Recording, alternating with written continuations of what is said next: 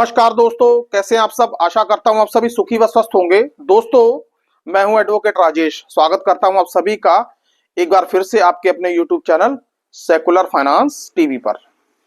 दोस्तों, अक्सर कर कई सारे लोग, कई सारे श्रोता या व्यूअर्स ये कमेंट करके पूछते हैं या सवाल पूछते हैं, या कई सारे ऐसे क्लाइंट्स हैं कि आखिरकार कंपनियां हमें कब तक परेशान करेंगी।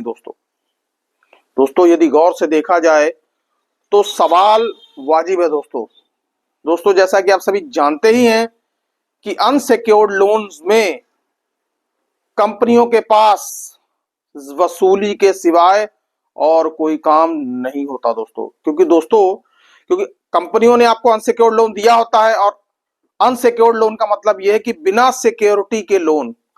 आपने उनके पास किसी तरीके की कोई सिक्योरिटी तो रखी नहीं, कोई व्हीकल या कोई कंज्यूमर लोन तो लिया नहीं, या प्रॉपर्टी या मॉर्गेज लोन तो लिया नहीं। यदि आप लोन ना चुका पाए तो बैंक उस प्रॉपर्टी को या व्हीकल को बेचकर अपना पैसा पूरा कर ले। दोस्तों, अब अनसिक्योर्ड लोन में कंपनियां ज्यादातर ये प्रेशर बनाती हैं कि किसी तरीके से आप उन कंपनियों का या बैंक्स का पैसा दे दें। अब दोस्तों, होता क्या है कि कंपनियां कई बार इतना ज्यादा प्रेशर क्रिएट कर देती हैं कि इन मल्टीपल लोन के चक्कर में फंसा हुआ इंसान बुरी बुरी बातें सोचने पर मजबूर हो जाता है। दोस्तों, जैसा कि आप सभी जानते ही हैं क्या आजकल डिजिटल लैंडिंग का जमाना। डिजिटल लैंडिंग में कंपनियां आपका आधार कार्ड और पैन कार्ड लेकर बहुत ही आसानी से आपको लोन दे देती हैं। दोस्तों, लोन आपको जितनी आसानी से मिल भी जाता है शायद ऐसे पहले कभी नहीं होता था। लेकिन फिर उसके बाद शुरू हो जाता है रीपेमेंट का दौर।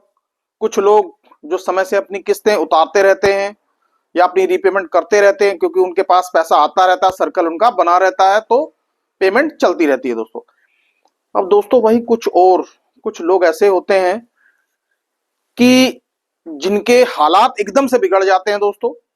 जॉब का पंगा हो सकता है उनके साथ, या घर में कोई बीमार हो गया, मेडिकल इश्यू हो गया, या कोई और ऐसी family problem, sudden family problem जिसको अवॉइड ना किया जा सकता हो। तो ऐसे में आदमी क्या करेगा?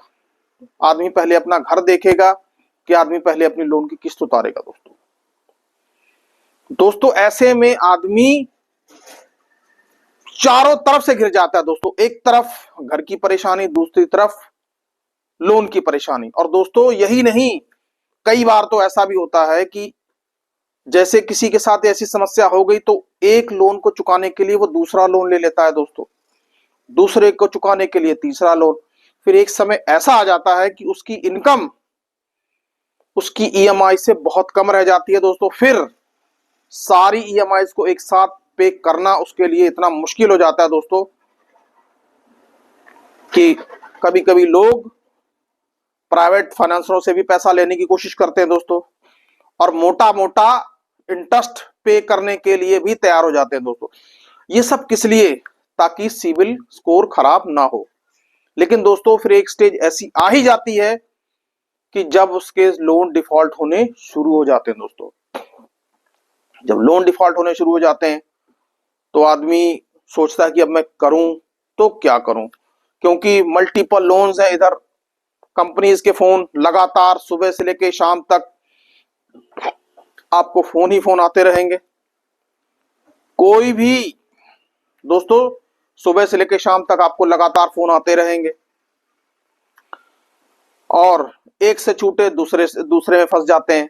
मतलब लगातार ढेरों कॉल्स इतनी आएंगी कि आप कॉल्स अटेंड करते करते इंसान सुबह से लेके रात तक पूरा एग्जॉस्ट हो जाता है।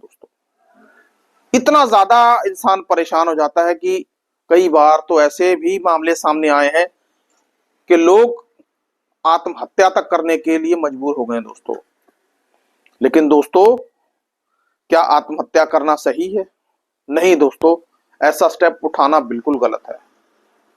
लेकिन कई बार लोग कर बैठते हैं दोस्तों प्रेशर में आके। लेकिन अब सवाल यह है कि कंपनियां आखिरकार हमें कब तक परेशान करती हैं दोस्तों? कंपनियां हमें कब तक परेशान करती हैं? हमें कंपनियां कब तक हमारा खून पिएंगी? शुद्ध भाषा में बात कर रहा हूं दोस्तों आपके साथ। दोस्तों, फोन कॉल्स के बाद फिर वही मैसेजेस, रिकवरी विजिट्स, आर्बिट्रेशन के मैसेजेस, आर्बिट्रेशन के नोटिसेस, डिमांड नोटिसेस, वही तरह तरह के नोटिसेस आपको आते रहेंगे दोस्तों। लेकिन दोस्तों फिर सेक्शन 25 का भी खेल शुरू हो जाता है दोस्तों, क्योंकि आपने ईसीएस ऑन करके रखा हुआ है, आपने अपना ईसीएस मैंडेट अप्रूव करवा कर रखा हुआ। तो दोस्तों कंपनी कोशिश करती है कि भाई ये भी करके देख लिया जाए। लेकिन दोस्तों सवाल वही का वही है कि आखिरकार कंपनियां आपको कब तक हैरान और परेशान करेंगी दोस्तों सबसे पहली बात, मैं पहला पॉइंट उठाऊंगा कॉल्स के ऊपर। सबसे पहले तो यदि आपको मल्टीपल कॉल्स आ रही हैं तो आप कॉल्स करके एक या दो बार बोलिए, उन्हें रिक्वेस्ट कीजिए। नहीं मानते तो उनकी कॉल्स उठाना बंद कर दीजिए। कॉल्स नहीं उठाएंगे तो कुछ नहीं होगा, कोई आपको जेल में नहीं डालेगा, कोई आपके ऊपर कानूनी कार्रवाई नहीं करेगा, क्योंकि लोन डिफॉल्ट होना इट्स नॉट अ क्राइम। ये किसी भी ना तो आईपीसी ना बीएनएस की कैटेगरी में बिल्कुल भी नहीं आता दोस्तों। इतनी बात आप ध्यान में रख लीजिए। अब दोस्तों कॉल्स तो मत उठाइए, और अगर चाहे तो आप कॉल्स को ब्लॉक कर दें, कॉल्स को ब्लॉक भी कर दें। ट्रू कॉलर ऐप का इस्तेमाल करें, उसमें आपको दिख जाएगा कि कॉल करने वाला बंदा कौन है, रेड कलर में आएगी नोटिफिकेशन, उसमें ब्लॉक कर दीजिए, सिंपल। ना कॉल उठाएंगे ना दिमाग आपका खराब होगा, पहला स्टेप। दूसरा स्टेप फिर आ जाता है नोटिसेस, फिर कंपनी शुरू कर देती है ये दोस्तों, माफ कीजिए, दूसरा स्टेप आ जाता है recovery visits, recovery agent visits. अब ध्यान से सुनिए, लोन रिकवरी एजेंट कुछ एरियाज में ऐसे होते हैं कि रिमोट एरियाज होते हैं, नहीं जा पाते, ज्यादातर एरियाज में रिकवरी एजेंट चले ही जाते हैं दोस्तों। अब दोस्तों जब रिकवरी एजेंट आ जाए तो आपने करना क्या है? ज्यादातर लोग मैंने देखा जो मिडिल क्लास होते हैं, थोड़े से शरीफ टाइप के लोग होते हैं, जो वो सोचते हैं यार रिकवरी एजेंट आ गया, कहीं मेरा पड़ोसी तो नहीं देख रहा, पड़ोसी देख लेगा मेरी बेइज्जती हो जाएगी। खुद धीरे धीरे बात करेंगे, लेकिन रिकवरी एजेंट साहब अपनी पूरी फुल वॉल्यूम में, क्योंकि उस वक्त वो डीएसपी साहब बन के आते हैं ऑन द रेड। ऐसे आते हैं कि जैसे सिंघम कोई आ रहा है किसी के घर छापा मारने। ये स्थिति होती है रिकवरी एजेंट्स की। तो दोस्तों ऐसे नकली सिंघमों से आप निपट सकते हैं बड़े आराम से, क्योंकि होते कुछ नहीं है, ये दोवन्नी छाप, चवन्नी छाप कहना भी इनके लिए जरा इज्जत देने वाली बात हो जाएगी। वो मैं इसलिए कह रहा हूं क्योंकि इनके अंदर मानवता या शर्म नाम की कोई चीज होती ही नहीं दोस्तों। इनको सिर्फ अपने टारगेट और अपनी कंपनी से मिलने वाले इंसेंटिव का लालच होता है दोस्तों। आपकी इज्जत जाए भाड़ में, इनके लिए आपकी इज्जत के कोई भी मायने नहीं होते। तो जब आपकी इज्जत के इनके लिए कोई मायने नहीं होते, तो भाई फिर आप इनसे क्यों डरें? आप इनसे क्यों डरेंगे? रिकवरी एजेंट आता, हाँ पूछो भाई। अगर तो देखिए सबसे पहली बात, रिकवरी एजेंट आपके घर आता है, अगर वो बंदा शांति से बात कर रहा है, प्यार से बात कर रहा है, पूरे फॉर्मल वे में बात कर रहा है, और सबसे बड़ी बात उसके पास वैलिड आइडेंटिटी कार्ड है, और दोस्तों कंपनी का ऑथराइजेशन लेटर है, और होम विजिट की परमिशन है, तो ही आप उसको एंटरटेन करें। नहीं तो दो शब्द हैं, गेट लॉस्ट, राइट। अगर फिर भी अकड़ दिखाता है तो पहले तो थोड़ा सा आप भी अपना व्यवहार चेंज करिए, क्योंकि दोस्तों यदि इस ऐसी स्टेज पर यदि आप नरमियत दिखाएंगे तो ये आपके सर पे चढ़ के बैठ जाएंगे, ये कहेंगे कि भाई हम तो यहां पे खड़े हैं, हमें तो पैसा चाहिए, थोड़ा सा आपको भी कड़क नेचर दिखाना पड़ेगा, लहजे में थोड़ी सी कड़कनेस दिखानी पड़ेगी। मैं आपसे ये नहीं कह रहा हूं कि इनको आप मारो पीटो, इनके साथ लड़ो झगड़ो, नहीं, अपने चेहरे से डर को बिल्कुल गायब कर दीजिए। चेहरे से डर गायब होगा तभी ये डरेंगे, और ये डरेंगे तो वहां से भागेंगे। तो ज्यादा कुछ अगर ये करते हैं तो सीधे सीधे 100 नंबर मिलाइए, और पुलिस के सामने भी अब तनकर अपनी बात बताइए कि जी ऐसे ऐसे ऐसी बात थी। अच्छा, रिकवरी नोटिस दोस्तों, लोन रिकवरी एजेंट्स के संबंध में एक दूसरी बात और, आपने यदि कंपनी को प्रायर नोटिस भेजा हुआ है, इंटीमेशन लेटर भेजी हुई है, तो उस इंटीमेशन लेटर पर रिकवरी एजेंट्स के भी साइन लीजिए जो आपके घर पे आया है, रिसीविंग लीजिए। अगर नहीं देता तो उससे कहिए भैया 1 2 का 4 हो जाइए यहां से, यानी कि 1 2 4 हो जाइए यहां से, आपकी यहां पे जरूरत नहीं है। भाई आपने लोन लिया है, आपसे लोन डिफॉल्ट हुआ है, आपसे कोई कोई क्राइम तो नहीं हो गया ना, आईपीसी सीआरपीसी हो, बीएनएस हो या बीएनएसएस हो, किसी जगह पे लोन डिफॉल्ट होना जुर्म नहीं है दोस्तों। तो दोस्तों सबसे पहले तो यह है कि आप इनसे डरना बंद कर दीजिए। फिर आपके पास आएंगे नोटिसेस। मेरी बात सुनिए दोस्तों, आप सभी नोटिसेस का जवाब दीजिए, खुद से मत दीजिए, एडवोकेट्स के थ्रू दीजिए, क्योंकि एडवोकेट्स के थ्रू जवाब जाएगा तभी वो असरदार होगा। प्रायर नोटिस भी देना है या इंटीमेशन लेटर भी तैयार करवानी है, वो भी एडवोकेट के थ्रू तैयार करवाइए, खुद वकील मत बनिए, क्योंकि दोस्तों आपका समय पहले ही खराब चल रहा है। दोस्तों ऐसे काम करके आप अपना समय और क्यों खराब करना चाह रहे हैं दोस्तों, क्योंकि आप यदि कुछ भेजेंगे, मेल भेजेंगे या चिट्ठी भेजेंगे, आपकी सुनवाई तो कंपनियां बिल्कुल भी नहीं करेंगी, ये बात आप मान के चलिए। एडवोकेट्स के थ्रू नोटिस जाएगा, रजिस्टर्ड लेटर में नोटिस जाएगा, तो आपका रिकॉर्ड बनेगा कि भैया आपने कंपनी को अपने एडवोकेट के थ्रू इन्फॉर्म किया था।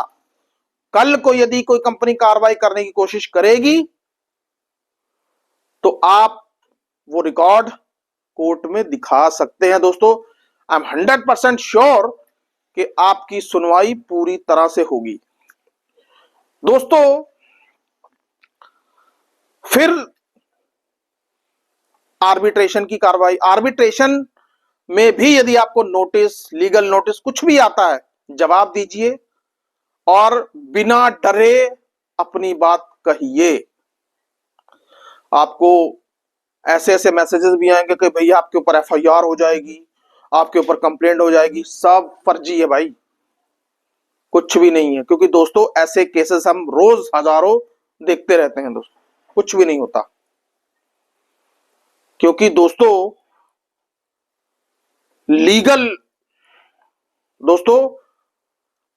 लीगली यदि हम देखें तो लोन डिफॉल्ट में एफआईआर तभी होगी जब आपने फर्जी डॉक्यूमेंट दिए होंगे, उन डॉक्यूमेंट्स के बेसिस के ऊपर आपके ऊपर चीटिंग और फोर्जरी का केस हो सकता है। लेकिन दोस्तों आजकल वैसा भी पॉसिबल नहीं है। ऐसा इसलिए क्योंकि जब कंपनी ने आपको लोन दिया था तो आपका आधार कार्ड और पैन कार्ड प्रॉपर वेरीफाई करके फिर आपको लोन दिया था, तो कंपनियां ये भूल जाएं। दोस्तों मोटी मोटी बात यह है कि जितना आप कंपनियों से डरेंगे उतना ही कंपनियां आपको डराएंगी। जब तक आप कंपनी से डरेंगे तब तक कंपनियां आपको, लोन कंपनियां आपको डराएंगी और आपका जीना हराम कर देंगी। दोस्तों जहां आपने अपना रवैया बदला वहीं कंपनियां ठहर जाती हैं कि हाँ भाई इस बंदे को सब कुछ पता लग गया है, तो अब इसके साथ उलझना ठीक नहीं है।